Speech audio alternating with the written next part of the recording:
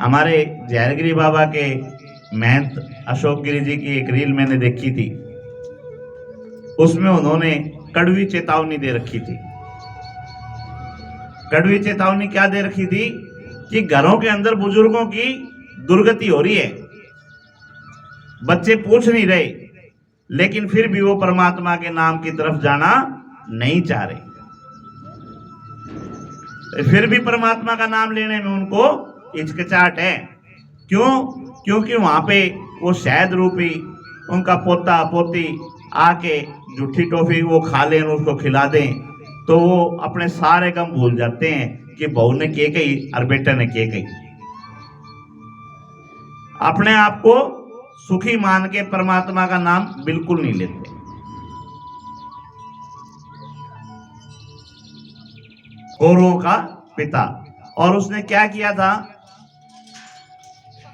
उसने अपने बच्चों को सिंहासन पे बिठाने के लिए भाई के बेटों को जितने दुख दे सकता था उतने दुख दिए थे। लाक्षागृह का निर्माण करवा दिया, जुए में हरवा दिया, उनकी पुत्र वधू थी जो थी उनकी भाई की छोटे भाई की पुत्र वधू थी, उसको राज्यसभा में नग्न अवस्था में भी करने के आदेश दे दिए, तब भी वो बीच में नहीं आया। और महाभारत का युद्ध हो गया, 100 के 100 कौरव मारे गए। उसके बाद धृतराष्ट्र का क्या हुआ?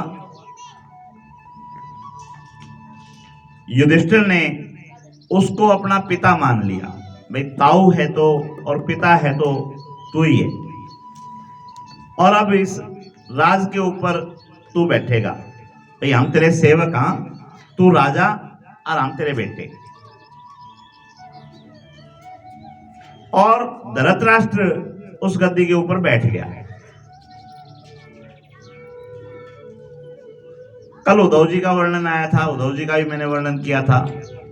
कौन थे उद्धव जी? भगवान श्री कृष्ण के परम भगत, परम मित्र, गुरु बृहस्पति के शिष्य, जो रंग रूप में ज्ञान में किसी तरह से भी भगवान से कम नहीं थे, जिनको गोपियों ने प्रेम का ज्ञान दिया था कि भगवान को प्राप्त करना है तो ये वेद शास्त्र से काम नहीं आएंगे, भगवान से प्रेम काम आएगा। उसके साथ में कोई संबंध बनाओगे वो संबंध काम आएगा, उसको आप बेटा बनाओगे, भाई बनाओगे, जो भी संबंध बनाओगे वो संबंध काम आएंगे, प्रेम काम आएगा। प्रेम से ही परमात्मा को प्राप्त किया जा सकता है, दूसरा और कोई रास्ता नहीं है। उद्धव जी भगवान की भक्ति करने के लिए चले गए, वहां उनको विदुर जी मिले। विदुर जब भगवान श्री कृष्ण 5 गांव मांगने के लिए गए थे,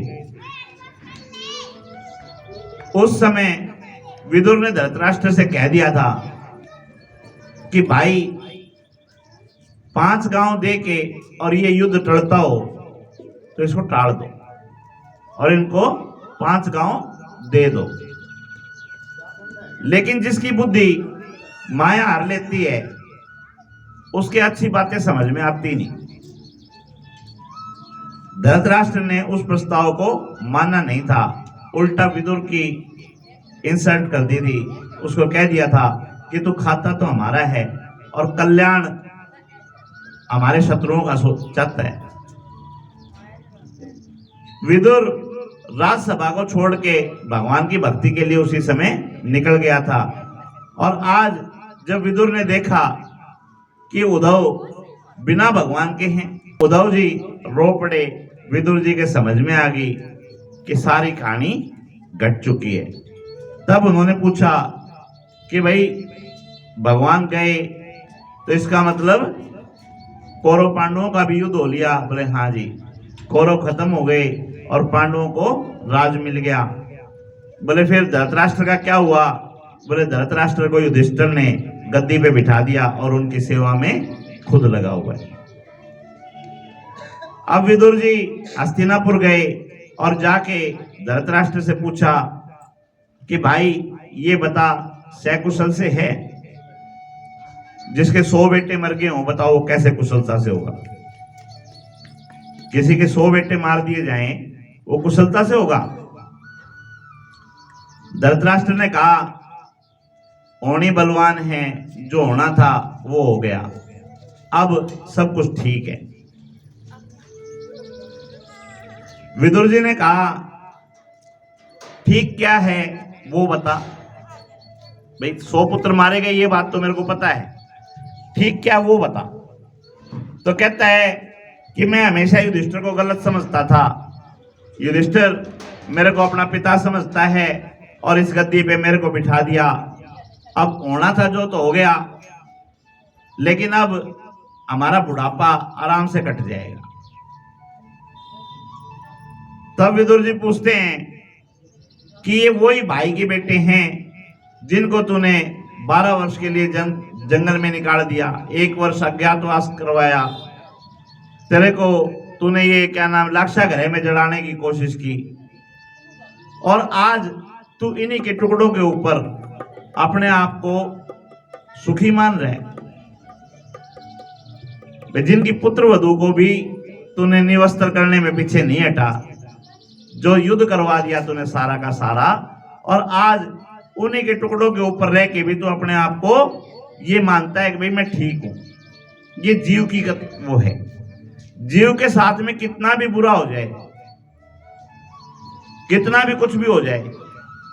हमारे यहाँ लोकल कहावत है, बोला नट्टा तेरी नाक कट गई, बोला थोड़ी सी और बच रही है, बोला और कट गई, बोला ये भी बच रही है। तो ये जीव की कथा है। अब जब विदुर जी ने धृतराष्ट्र से कहा कि भाई तेरा समय जो है निकल गया, तू बुजुर्ग हो गया, अब राजपाट इन बच्चों को करने दे और तू भगवान का भजन कर, मेरे साथ चल के जंगल में रह। तब धृतराष्ट्र कहता है कि भाई बूढ़े हो गए, खाम खाई में कुत्ते काते खा जाएंगे, क्यों खराब माटी करवाओ मेरी।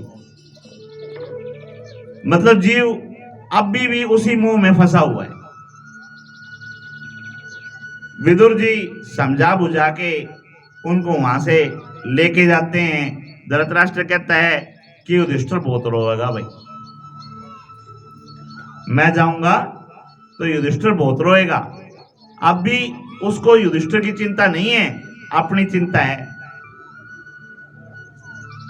और समझा बुझा के विदुर जी वहां से उनको भगवान के भजनों के लिए जंगल में लेके जाते हैं। तो ये कथाएं हमारे को क्या सिखाती हैं? ये सिखाती हैं कि समय के साथ हमारे को अपनी जिम्मेवारियां छोड़ के, हमारा मान अपमान छोड़ के आदमी बूढ़ा हो जाता है, फिर भी मेरे भाई ने यूं करा, मेरी माँ ने यूं करा, मेरे उसने यूं किया, भगवान के नाम की तरफ जाने की बजाय इन्हीं में फंसा रहता है।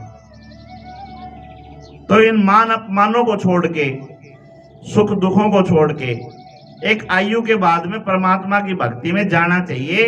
वो ही कल्याण का मार्ग है। ये भागवत और ये देवी भागवत हमारे को यही सिखाती है।